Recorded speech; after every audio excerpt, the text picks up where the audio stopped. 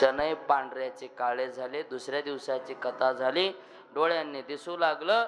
तिसऱ्या दिवसाची कथा झाली, कानांनी ऐकू येऊ लागलं. चौथ्या दिवसाची कथा झाली, शरीरात प्राण आले. पाचव्या दिवसाची कथा झाली, उठून बसू लागले. सहाव्या दिवसाची कथा झाली, उठून उभे राहिले. आणि सातव्या दिवशी तेच ज्ञान, वैराग्य आणि भक्ती भजन कथेत सुरुवात झालं. टाळ वाजवायला प्रल्हाद होते. जसे हे माऊली महाराज आहेत, तसं तिथं टाळ वाजवायला कोण होता? प्रल्हाद. मृदंग वाजवायला इंद्र. म्हणून आज सुषेण महाराज तबला वाजवतात, तसं मृदंग वाजवायला इंद्र होते.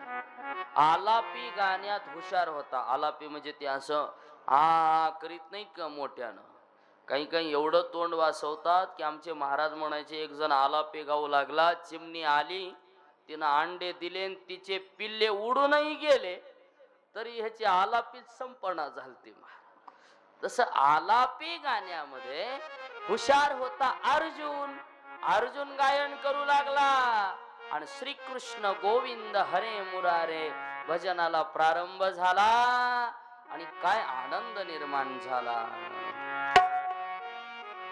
गोविंद हरे मुरारे. सगळ्यांनी टाळी वाजवायची, पाठीमाग म्हणायचं नाथ नारायण.